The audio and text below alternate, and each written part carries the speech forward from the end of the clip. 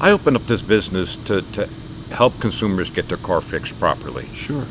Not to be a lawyer and try to figure out all the nuances of how they want to delay and deny claims and misconstrue things, which they really have no idea what they're talking about to begin with. Adjuster handling, they are awful these days. And they make people want to leave the industry because the pressure. I mean, we're trying to serve a consumer, and any good shop, they're going to be working on your behalf hard. Right. And the condescending nature of the replies we're getting from adjusters, horrible.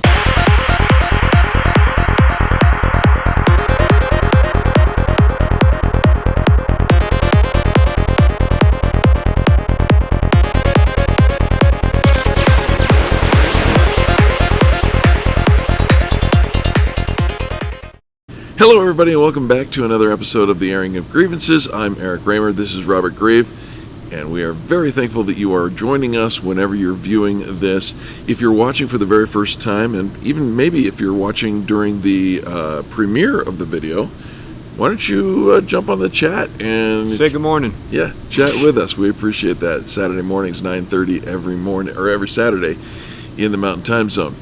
And if you're one of the regulars, or perhaps if you're just watching on a Thursday night, you are welcome to click the subscribe button, and don't forget to click the notify bell. That helps YouTube know that this is information that you'd like to see.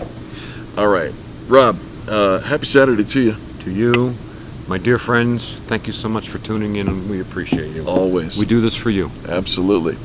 So you brought in a press release. Yeah. And this comes from the Colorado Department of Insurance. Yep. And it's kind of an interesting thing. The headline, if you don't mind, please, it is Division of Insurance recovers $19.6 million for Colorado consumers. Cheers. Wow. Well, that's not chump change, right? That's a lot of money. And if you divide it up over the number of people that they have been serving, that's significant. Yeah, and they're working hard for the consumers of Colorado. Yeah. Just like every state has, a Department of Insurance. Yep. They should be working hard for their people to live there, their residents. Yeah. So let's, in the name of full disclosure, let's just let our viewers know that Rob, you are actually an appointed committee member for the Consumer Insurance Consumer Committee. Council, whatever they call it. Yes. And so you volunteer work with the we're just a team of other people, we're just citizens of Colorado. It's voicing your opinions and hopefully what are the concerns, helping move the line in the right direction. That's what, and then all that stuff makes it up to the commissioner and gives him something to do, like he doesn't have anything to do already. It looks like he's been doing quite a bit of work. They have been doing quite a bit of work, and everybody has their thing. Florida just is going through those floods and that hurricane, and for us in the beginning of the year it was the fires that were just horrific, ate up 1,000 homes, and in 12 hours. Yeah, it was horrific. It was a horrific time. But the department's been working overtime to help these people and really, squeeze everything they can out of that policy, because there was a lot of people underinsured. Well, and because of the fires, the report starts with the idea that there's been a whole lot more complaints coming in. Yeah. Right, and a lot of that has to do with fires, but not all of it. Not all of it, and that's what we're here to talk about. Yeah. Again, being a consumer-focused program, I'm here to tell you that if you even have a little bit of a question, don't be afraid to call these people. Yeah. They're experts in it. They know how to maneuver the system. Yep. They should be able to give you advice, or at least get you advice, or maybe even talk to the insurance company on your behalf and say, hey, what the heck? They're very, very good at what they do. They know the numbers to call and the people to talk to, Sure. and the places to write to, and it's an important service that's provided. So tell us what out of this press release captured your attention, and Well, there's we're a gonna few share with things, these and I'm folks. just going to read this. And this is from Michael Conway. He is the commissioner here in Colorado. Okay. Our team has pursued complaints to recover millions for consumers and make sure people are getting the coverage that they have paid for. Their efforts and the money recovered serve to emphasize the value we bring to Coloradans and the importance of contacting us to ask questions and file complaints. Yeah. So it's not just file a complaint if you just have a question. Sure. And we go on down here, and they saw a decrease in the life and health side of, inquiries, complaints, all Right. the rest of that. But at the same time, they saw an uptick Yep. in property and casualty of almost 7%. Some of that due to the fires, Yes. but not all of it due to the fires. Right. And then, they have another quantitative piece that they track, and that's just people asking questions, an inquiry. Right. And they are up 13% just on the property and casualty side Over last year. over last year. So that's, it's nice to have somebody to call and ask a question. Absolutely. And these are important things, and these people work hard. But going through this report, and I don't know, you're going to post a link maybe to this, or Yeah, absolutely. Okay. Here's a link right down below that you can take a look at. It'd be great for you to read it along with us. Yep. So you guys know that I focus on the auto side of things, the auto side of P&C, property and casualty. Yes. And they break down the auto, home, liability complaints, other complaints by category.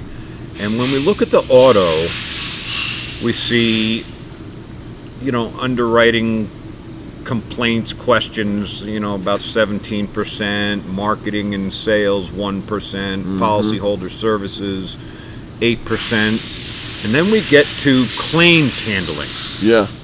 which has come off the rails. If you've heard any of our shows that we put together, it has never been as bad as what it is right now.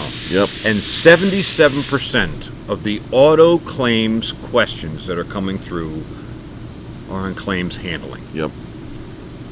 That's significant. You bet it is. All right, so it's not that my insurance company lied to me. It's not that they canceled me. No, it's that they're doing It's us not they're wrong. overcharging me. Yeah. They're not paying the claims properly. They're not paying and the they're claims. being mean. And the department doesn't like that. The department doesn't like that, so they get on it. And so going down a little further, and this link is in the presser that you'll put out. You Yep. can see all these fancy charts and graphs. It's really interesting. And if you're not in Colorado, I would think that your commissioner will have something on their site similar. Yeah, you're you know. probably experiencing something similar. Oh, for sure, everybody, because I yeah. talk to people in the industry all over the nation, and the problems are the same, and the problem sources are the same. Yeah. It's the first two are always the same no matter who you're talking to, and then a file underneath there. Yeah. They keep moving around as to how bad they are. Sure. And that's really market driven, which is people driven. Sure. So and when I say people, I'm talking about their employees. They're maybe motivated by a different type of supervisor, or Yeah. some of them are just so completely arrogant, it's unbelievable. But a little further down here, you can do the top 4 auto insurance claims handling complaints. Okay. And so the lowest one at 13%, let me make this bigger for my old eyes, is a denial of a claim. Yeah, we're not going to pay that. We're not paying it. So 13% or 192 was just that. Unsatisfactory settlement was 17%. So they paid, but I wasn't pleased with how much they paid. Right, and probably shouldn't have been. Okay. Probably shouldn't have been. Now, this next one is interesting to me because you've been feeling it, and we've been seeing it, and we've been talking about it, and it's almost, not quite, but almost double what the unsatisfactory settlement was. Yeah. Ready for this? Yep. Delay. Delays. Insurance are delaying claims. Keep in mind, and my math may not be exactly right, but the longer they can hold on to the money that they owe you, yeah, kind of maybe getting some interest, you think? Something, Your math stands up. I think that's pretty accurate.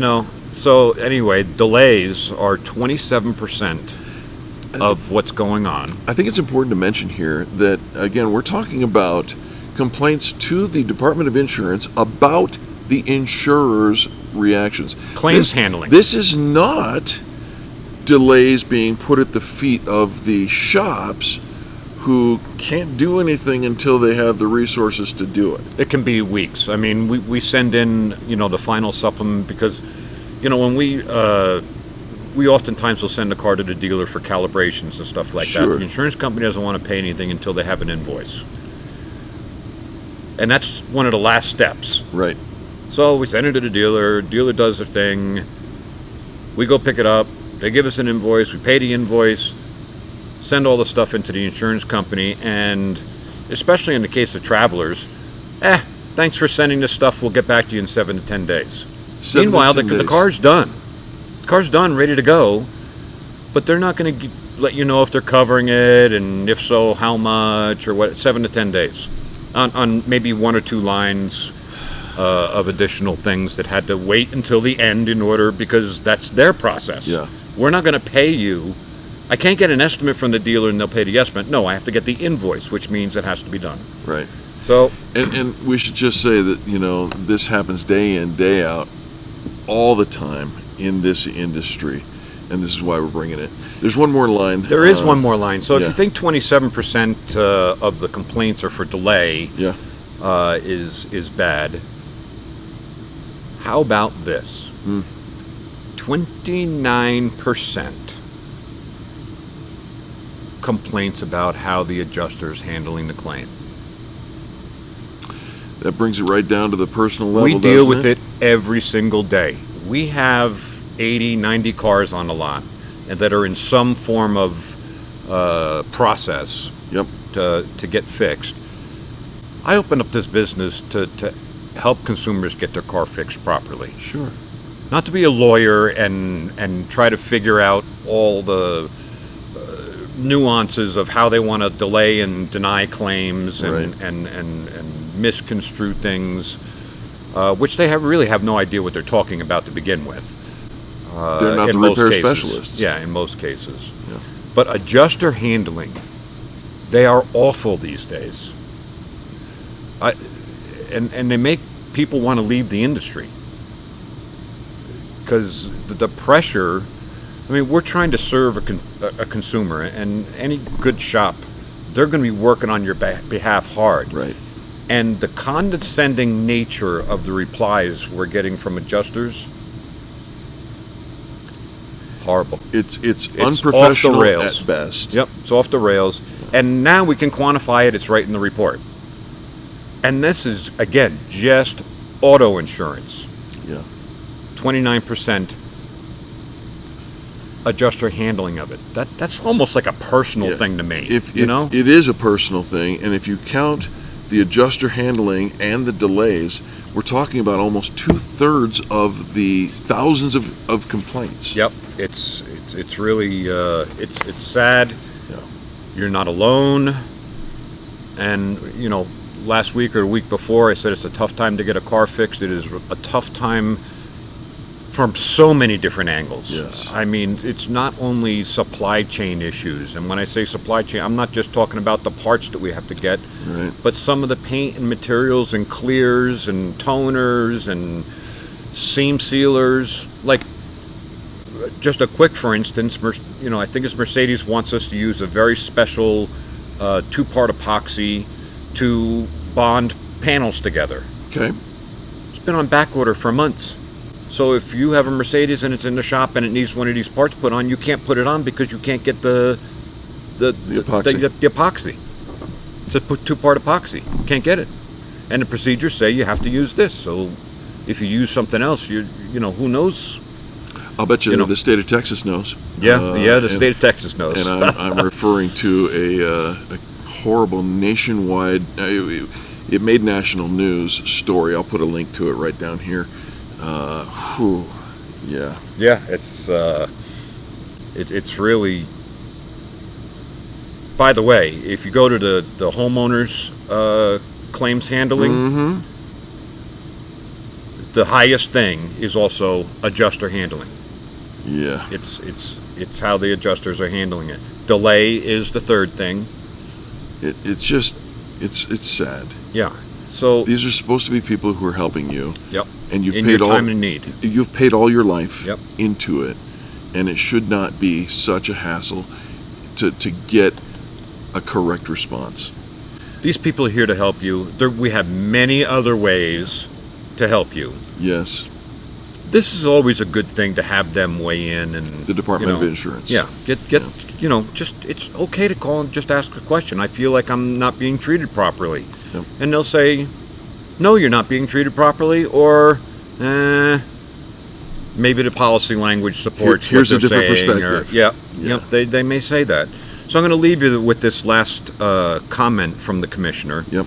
Day in and day out, our consumer services team is working with people to investigate their insurance complaints, recovering money, answering all types of questions, and generally making sure people are treated fairly and get what they have paid for from their insurance. Anyone who has a question about their insurance, how it works, the coverage, the premiums, claims, their insurance company or agent, or just how the process and terminology are working, Yep. should contact the Department of Insurance. And folks, no matter what kind of a claim it is, today is a bad day. It's a bad time to have it, and while the person you might initially be talking to is going to be nice and friendly and take your claim and ask you questions and all the rest of that, Right. the person that's actually adjusting your claim, maybe not so much. You have a friend here Yep. in Robert Grieve, and here's our phone number so that you can give us a call if you have any questions. Sure. But don't hesitate to look up the Department of Insurance in your state. Just Google it. They have lots of services for you. Yeah, that phone number is going to be helpful for you as well. Rob, thank you so much, man. I appreciate it. Happy Saturday to you. Happy Saturday to you. Folks, thanks so much for tuning in. I hope you found it was helpful.